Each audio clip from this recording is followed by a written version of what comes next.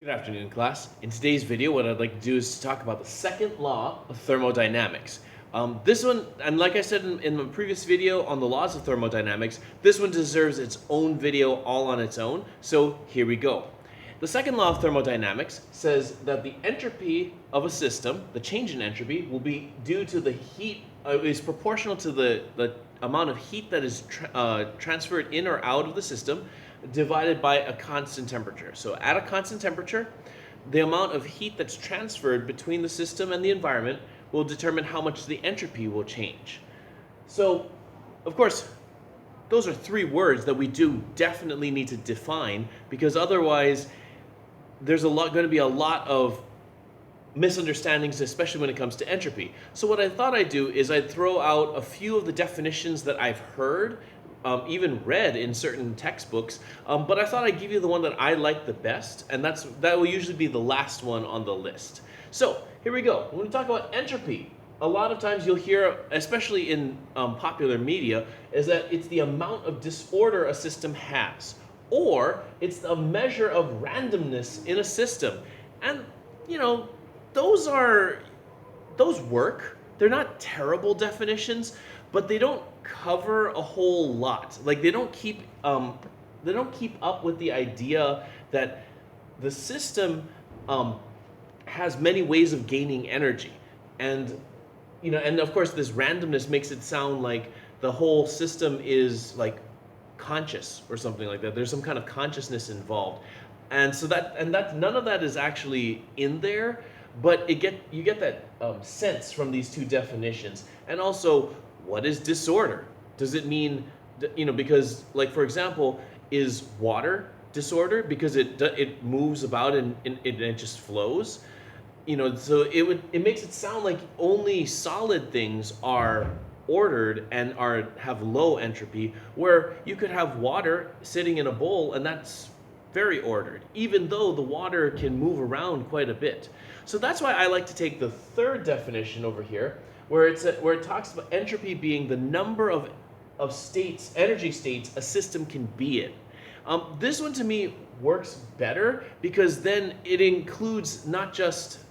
doesn't include just the idea of simply how a system can move, but it also gives you an idea of an ability to predict something. So for example, if you built a sandcastle, you could say, okay, well, how many ways can you build a sandcastle and it will be a sandcastle? And the answer is one, pretty much. There's pretty much only one way to build a sandcastle for it to be called a sandcastle, especially once you've shaped it, right?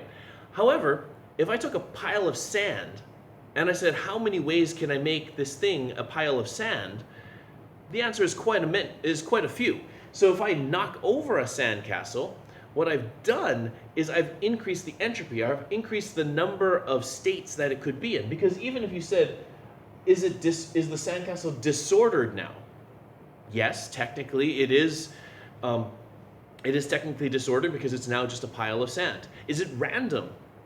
Yes, technically it is random because you don't know where all of the particles are. However, those particles are still in a certain place, which is that pile of sand.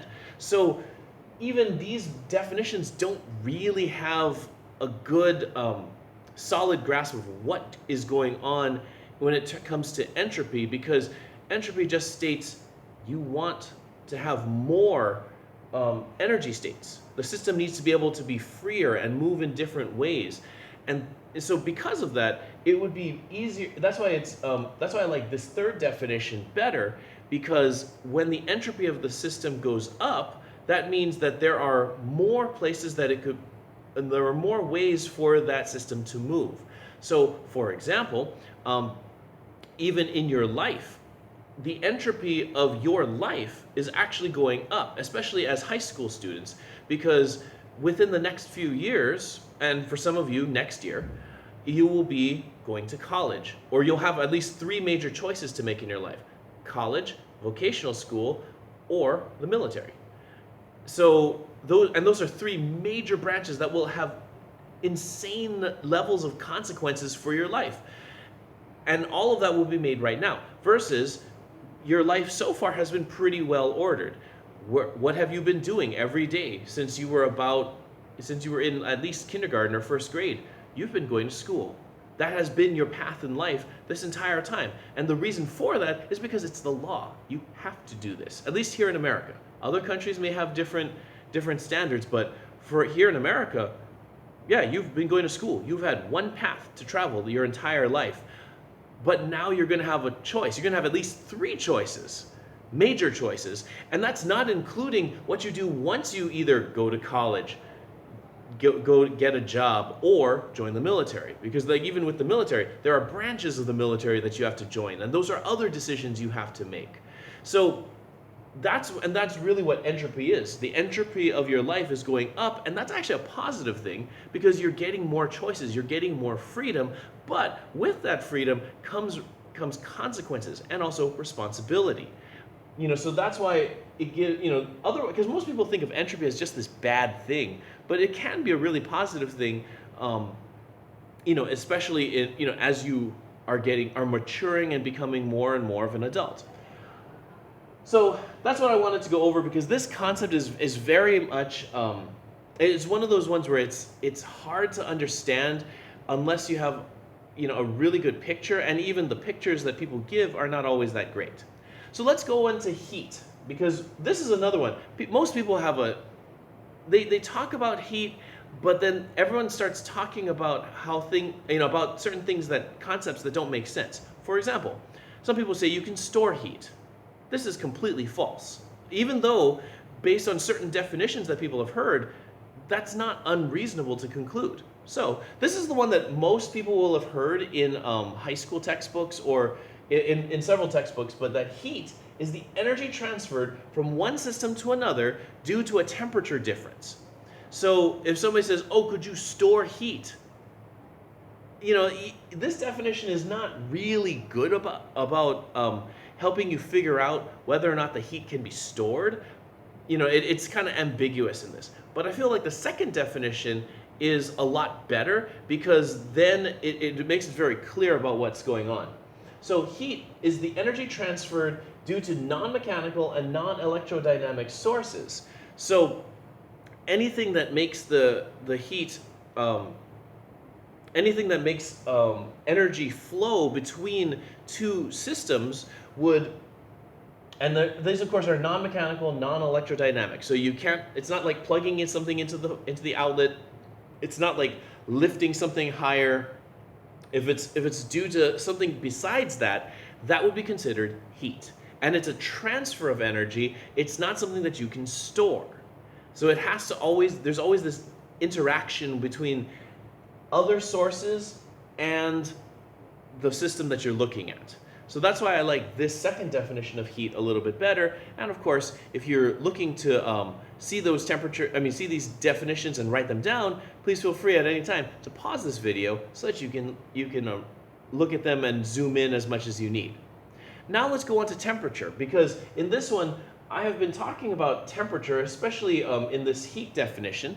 I've talked about temperature, but I haven't really defined it. And so this is where I go for it, and I'll let you know at the beginning that temperature is not something that, I wish I could easily calculate it for you. I could give you I could write a formula on the board and you'd say, there's temperature, and now I've got it. Unfortunately, that's not how thermodynamics really works. Because we're talking about group behavior instead of individual behavior, it's much harder to pin down an equation that deals with what's going on, in these concepts. So here we go. Temperature, the thing that really is this whole second law is based off of, goes like this. It is the average kinetic energy of all particles in a system. At least we know what a system is, but you've got the average kinetic energy. Well, how do you measure that? It's very hard. You can't do it using all of the other equations that we've dealt with in physics, like kinetic energy is 1/2 mv squared. That doesn't really apply because we're not talking about one particle anymore. It's all particles in the system. So, and to measure all of those, how should I say this? And to measure all of those particles and all of the kinetic energies of them all, that's it borders on impossible. It may not be completely impossible, but we certainly don't have the technology to monitor the kinetic energy of every single particle in a system, especially for things that have trillions upon trillions of atoms in the system. I mean, even just take this whiteboard for example. This has trillions upon trillions of atoms, and somehow I can figure out what the temperature of this is by just taking a thermometer and just touching it to this, and I could figure it out. So that's why temperature it has a more vague definition, and I apologize for that, but that is the way it goes, especially when it comes to talking about groups and systems. So that concludes the video on the second law of thermodynamics. Good luck in your studies, and may the force be with you.